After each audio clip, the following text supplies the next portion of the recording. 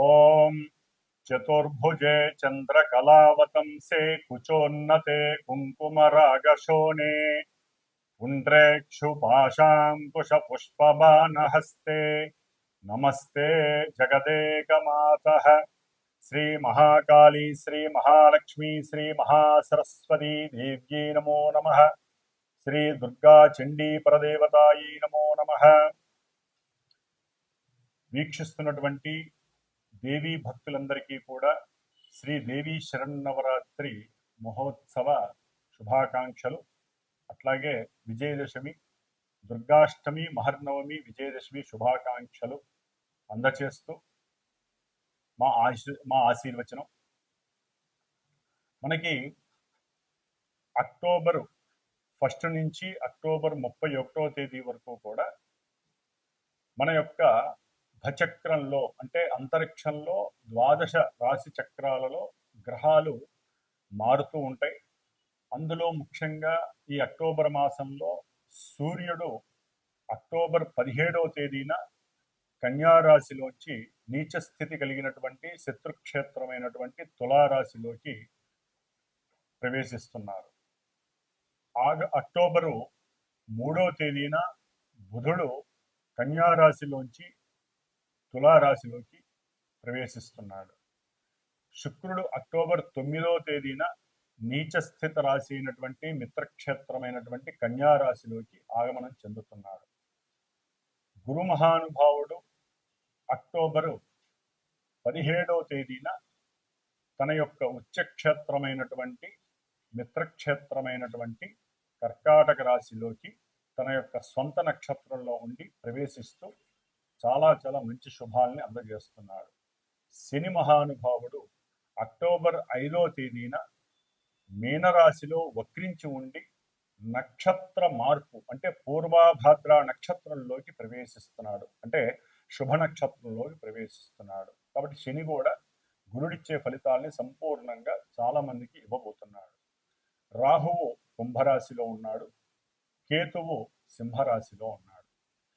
కాబట్టి ఈ యొక్క గ్రహాలన్నీ కూడా 12 రాశుల వారికి ఏ విధమైనటువంటి విశేష శుభ ఫలితాలని కలుగజేస్తున్నాయి, ఏ ఏ సందర్భాలలో ఇబ్బందులు కలుగజేస్తాయో మనం తెలుసుకుంటూ, ముఖ్యంగా ఈ అక్టోబర్ మాసంలో మనకి అక్టోబర్ 2వ తేదీన విజయదశమితో ప్రారంభమవుతుంది. కాబట్టి చాలా శుభ పరిణామము. అమ్మవారి యొక్క ఆశీస్సులు అందరికీ చక్కగా ప్రసాదిస్తుంది. ఆవిడే ఎవరు ఏ విధమైనటువంటి కోరికలు కలుగుతాయో ఆ కోరికలన్నీ ఫలిస్తాయి అని చెప్పుకోవాలి. ముఖ్యంగా అక్టోబర్ మాసంలో మనకి కార్తీక మాసం ప్రారంభమవుతుంది. అట్లాగే ఈ యొక్క అక్టోబర్ మాసంలోనే మాస శివరాత్రి, సంకష్టహర చతుర్థి, అక్టోబర్ 29వ తేదీన కార్త్యవీర్యార్జున జయంతి. ఇది చాలా చాలా విశేషత్వం అండి. కాబట్టి ఈ యొక్క కార్త్యవీర్యార్జునుడు ఆయన మహారాజు అయితే ఆయనకి పరమేశ్వరుడు యొక్క అనుగ్రహంతో చాలా విశేషమైనటువంటి మంత్రాన్ని, ఆయన యొక్క కార్త్యవీర్యార్జున మంత్రం అని చెప్పి చాలా విశేషత్వాన్ని కలిగి ఉంటుంది. కొంతమంది ఏదైనా వస్తువులు పోగొట్టుకున్నా, బంగారం దొంగిలించబడి ఉన్నా, లేకపోతే ఎవరైనా సరే మనుషులు తప్పిపోయినా, కొన్ని సంవత్సరాల వరకు తిరిగి రాకపోయినా, ఇట్లా ఏదైతే తప్పిపోయినాయో అవి మళ్ళీ తిరిగి, ఇప్పుడు సపోజు ఇళ్లల్లో మనకి ఏదన్నా దొరకలేదనుకోండి, టెన్షన్ పడకుండా, ఆందోళన చెందకుండా ఓం కార్త్యవీర్యార్జునాయ నమః అనేటటువంటి ఈ చిన్న మంత్రాన్ని, ఆయన మంత్రాన్ని కనుక తలుచుకున్నట్లయితే వెంటనే మనకి కాస్త దరిదాపుల్లో ఉన్నటువంటి వస్తువు మన కళ్ళకి ప్రత్యక్షం అవుతుంది. ఎందుకంటే ఆయన సహస్ర బాహువులు కలిగినటువంటి శరీరాన్ని పరమేశ్వరుడు వరంగా ఇచ్చాడు. కాబట్టి ఈ యొక్క కార్త్యవీర్యార్జున జయంతి రోజున నా యొక్క చిన్న సంకల్పం అయితే కలిగింది.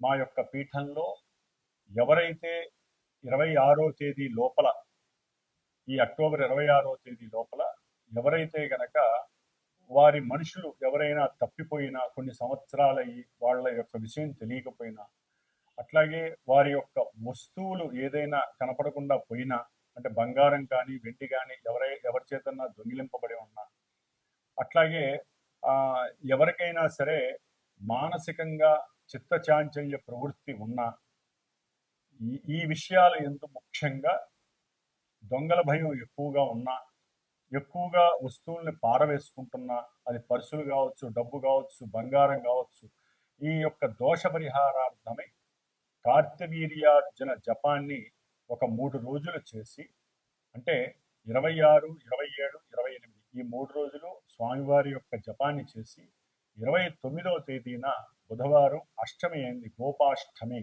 గోవులకి దానా తినిపించి వాటికి ఆహారంగా ఇస్తూ ఉంటారు.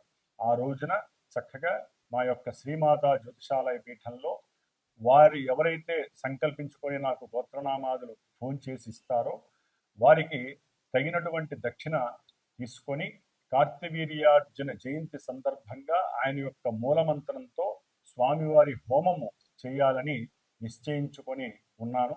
కాబట్టి ఈ యొక్క అక్టోబర్ మాసంలో 1వ తేదీ నుండి 31వ తేదీ వరకు గ్రహాల యొక్క స్థితిగతులు మేషరాశి వారి నుంచి మీనరాశి వారి వరకు 12 రాశుల వారికి ఏ విధంగా ఉన్నాయో ఇప్పుడు తెలుసుకుందాము. ఓం శ్రీమాత్రే నమః. వృషభ రాశి.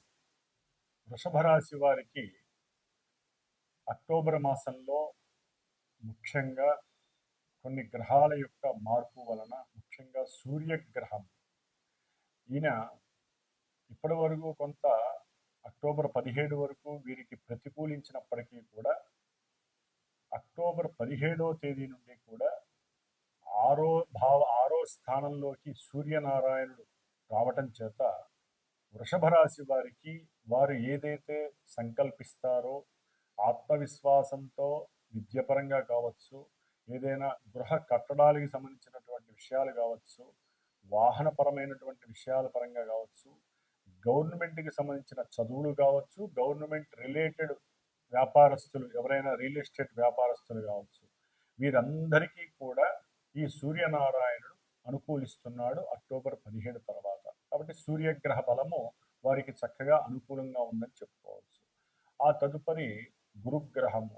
ఈ గురువు ధనకారకుడై ఇప్పటి వరకు కూడా ధనభావంలో చాలా చక్కటి విశేష ప్రాధాన్యతనిచ్చినటువంటి గురు భగవానుడు వృషభ రాశి వారికి తృతీయ స్థానంలో ఉచ్చస్థితికి వచ్చేసరికి ఆకస్మికంగా వీరికి దగ్గర ప్రయాణాలు స్నేహితులతో వెళ్ళటానికి అనుకూలించే అవకాశాలు కలుగుతున్నాయి. దాని వలన కాస్త ధన వ్యయము కలుగుతుంది. అట్లాగే ఆకస్మికంగా కూడా ఫ్రెండ్స్తో కొంత వాదోపవాదాలు, ఈ బండ్ల వలన కావచ్చు, లేకపోతే ప్రయాణాల దగ్గర కావచ్చు, కొంత వాదోపవాదాలు వచ్చే అవకాశం ఉంటుంది. కొంచెం జాగ్రత్తగా బుద్ధిని ప్రదర్శిస్తూ అవతల వ్యక్తులతో సంభాషించేటప్పుడు జాగ్రత్తగా ఉండాలి.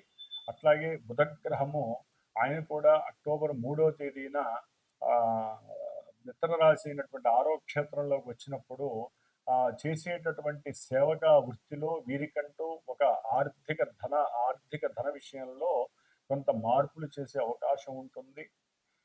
ఉద్యోగంలో కీర్తి ప్రతిష్టలు, వీరు పడ్డటువంటి కష్టానికి తగ్గ ఫలితము లభించే అవకాశము బుధగ్రహం వలన వస్తుంది. వీరు ఏదైతే ఉద్యోగం విషయంలో ఒక ఇంటర్వ్యూకి వెళ్ళి మాట్లాడతారో ఆ ఇంటర్వ్యూలో చక్కటి సక్సెస్ అనేటటువంటిది ఈ వృషభ రాశి వారికి లభిస్తోంది. రవి బుధులు కలయిక 6వ స్థానంలో చాలా విశేషము.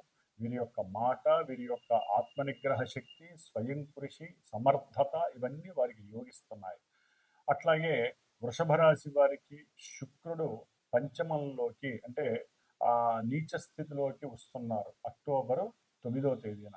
అది కొంత వీరికి ఆరోగ్యపరమైనటువంటి విషయాలలో కొంత చికాకులు కలుగుతాయి.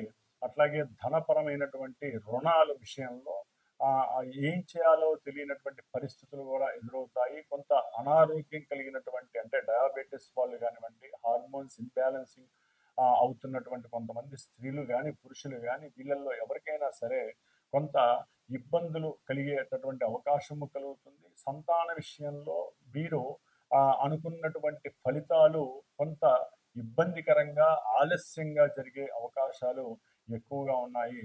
ఏదేమైనప్పటికీ కూడా వృషభ రాశి వారికి 3వ స్థానంలో ఉన్నటువంటి గురువు చతుర్థంలో ఉన్నటువంటి కేతువు, అట్లాగే రేపు అక్టోబర్ 27 తర్వాత సప్తమంలో వచ్చేటటువంటి కుజగ్రహము వీరి యొక్క ఇబ్బందికరమైనటువంటి స్థాన స్థితుల వలన వీరు అనుకున్న కొన్ని విషయాలలో ధన విషయంలో కావచ్చు కొన్ని ఇబ్బందులు కలగటానికి అవకాశం ఉంటుంది. ముఖ్యంగా చదువుకునేటటువంటి విద్యార్థులు గనక సరైనటువంటి శారీరక శ్రమపడి సరైన ఆత్మవిశ్వాసంతో మీకున్నటువంటి మేధస్సుని గణితాన్ని జ్ఞానాన్ని యూజ్ చేసి ప్రదర్శించగలిగితే గనక మీరు చేసేటటువంటి సేవకా వృత్తిలో కానీ విద్యార్థులైతే మీ యొక్క విద్యాలయాల్లో కానీ మీకంటూ ఒక సొంత గుర్తింపు లభించే అవకాశం ఉంటుంది. ఏదేమైనప్పటికీ శుక్రగ్రహ బలహీనత్వం కలగడం ద్వారా వీరు అక్టోబర్ మాసంలో కనకధారా స్తవాన్ని ఎవరైతే చదువుతారో వారికి లక్ష్మీదేవి నిలబడి ఉంటుంది.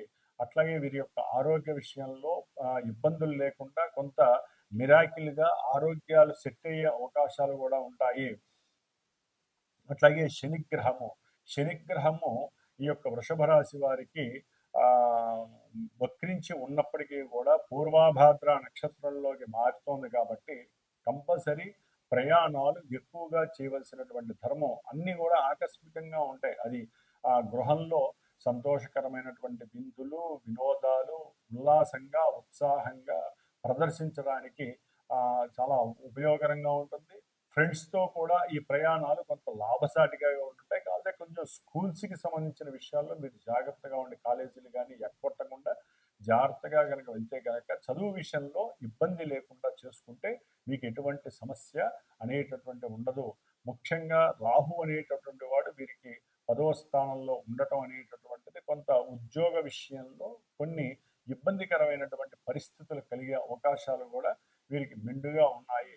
కాబట్టి ఏదేమైనప్పటికీ మీరు అమ్మవారి యొక్క ఆరాధన కనకధార స్తోత్ర పారాయణ కనుక చేసుకున్నట్లయితే కనుక అట్లాగే బొబ్బర్లు దానం చేసినట్లయితే లేకపోతే బొబ్బర్లు ఉడకబెట్టి అమ్మవారికి నైవేద్యం పెట్టి ఒక 6 శుక్రవారాలు ఈ విధంగా నలుగురికి పంచితే కనుక మీరు అనుకున్నటువంటి సంకల్ప సిద్ధి నెరవేరుతుంది. ఓం శ్రీమాత్రే నమః. వీక్షిస్తున్నటువంటి ప్రేక్షకులందరికీ కూడా ఒక చిన్న విన్నపము. జన్మజాతక చక్రంలో ఉన్నటువంటి గ్రహస్థితులు ఆ గ్రహాలు ఉన్నటువంటి నక్షత్రాలు ఇంకా చాలా చాలా పోర్ట్ఫోలియోస్ ఉంటాయి. వాటిని బట్టి మాత్రమే దశలు అంతర్దశలను బట్టి మనకి జీవితం నడుస్తూ ఉంటుంది. అయితే అక్కడ జరిగేటటువంటి ఆ వ్యవహారం అంతా కూడా మనకి రాసిపెట్టి ఉంటుంది. జీవితకాలం అంతా ఎలా ఉంటుంది అనేది అది మనకి గోచారంలో ఆ గ్రహాలు ఏ నక్షత్రాల్లో ఏ రాశుల్లో ప్రయాణం చేసేటప్పుడు అవి మనకి చంద్రుడి నుంచి మానసికంగా ఎటువంటి ప్రయోజనాల్ని అప్రయోజనాల్ని ఇస్తాయనేటటువంటి విషయం ఆధారపడి ఉంటుంది. కాబట్టి ఎవరైనా సరే జాతకరీత్యా చర్చించాలి అనుకుంటే కనుక నాకు ఫోన్ చేయండి. డైరెక్ట్గా నేనే మీతో మాట్లాడతాను. నాకంటూ అసిస్టెంట్లు ఎవరూ లేరు, నేనే మీతో మాట్లాడతాను. అట్లాగే ఎవరైనా సరే ఫోన్ చేసేటప్పుడు గురువుకి సంబంధించినటువంటి దక్షిణ మస్ట్ అండ్ షుడ్ అండి. ఎందుకంటే ఒక జాతక చక్ర వివరంగా చెప్పాలి లేకపోతే మీతో చర్చించాలి అంటే మా యొక్క మేధస్సుని ఉపయోగించాలి. కాబట్టి దానికి తగ్గ దక్షిణని మీరు ఇవ్వగలిగితే దయచేసి ఫోన్ చేయండి. ఎందుకంటే గురు దక్షిణ లేకుండా అవతల వ్యక్తులు ఏది చెప్పించుకున్నా ఏది చేయించుకున్నా దానికి ఫలితం దక్కదని శాస్త్రము గురువులు కూడా అది చెప్పారు. ఎందుకంటే నాకున్న అనుభవంలో కొన్ని ఎదురు దెబ్బలు తగులుతున్నాయి కాబట్టి నేను డైరెక్ట్గా ఈ విషయాన్ని మీ అందరికీ చెప్పాల్సిన పరిస్థితి వస్తుంది. కాబట్టి ఎవరైతే